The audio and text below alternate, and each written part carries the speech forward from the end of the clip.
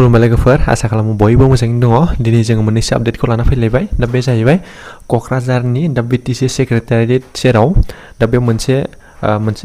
बेयाव अथ taking ceremony लादों दा बेयाव जाहैबाय मानगोनां हाग्रामा महिलारि बिथाङा दिनै BTC नि CM हिसाबै माने समायखिरा लाबाय दा बेखौ जोङो मोनसे सर्सनि गेजेरजों नुनो मोननाय जादों लोगोसे बिथांजों लोगोसे दा डिपुटि चिफ मानगोनां रिहन दैमारि सार दा बिथाङाबो दिनै डिपुटि चिफ हिसाबै अथ टेकिं लादों दा बेजों लोगोसे सा 9 हाग्रामा महिलारिजों लोगोसे सा 9 EM बिथांमोनाबो अथ टेकिंखौ लानायखौ जों नुनो मोननाय जादों दा बेनि लिस्टखौबो जोङो नुनो मोननाय जादों अब्ला बेजों लोगोसे मोनसे गोनांथार फोसावनाय दा बे जाहैबाय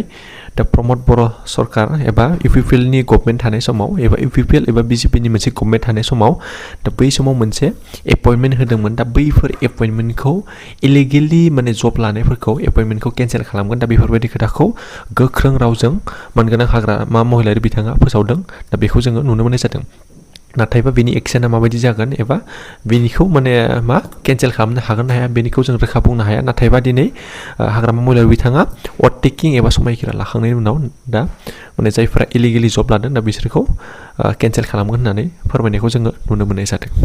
दिनैनि दिनाव दा बेयाव हाग्रामा महिलारिजों लोगोसे गासै डिपुटि चिफ आरो EM सा 9 दा बैसोर अथ टेकिं लानायखौ नुनो मोननाय जादों जों फार्स्टआव नायोब्ला हाग्रामा महिलारिया CM हिसाबै अथ टेकिं लादों लोगोसे डिपुटि CM एक्चुअली रिहन दैमारि बिथाङा दा बेखौ अथ टेकिंखौ लादों लोगोसे बेजों लोगोसे EM हिसाबै दंमोन सा 9 दा बिसोरनि मुंफोरा जाहैबाय देरहासार बसुमतारी मिथुनजय नार्जारी फ्रेस मोसाहारी सरन बर' पानिराम ब्रह्म MD आन्तास आली श्याम चन्दी जेम्स बसुमतारी दा बिथांमोना दिनैनि गेजेराव बैखिनि लिस्टखौल' जों मोननाय जादों उनाव नाथाय नमिनेटेड बे EM थायो दा बैफोरनि लिस्टखौ डिक्लेयार खालामथ'वाखै नाथाय गासै बेयाव सा 9 नि EM आरो डिपुटि चिफ आरो CM नि दा बैफोरनि लिस्टखौल' जों डिक्लेयार खालामनायखौ जोङो नुनो मोननाय जादों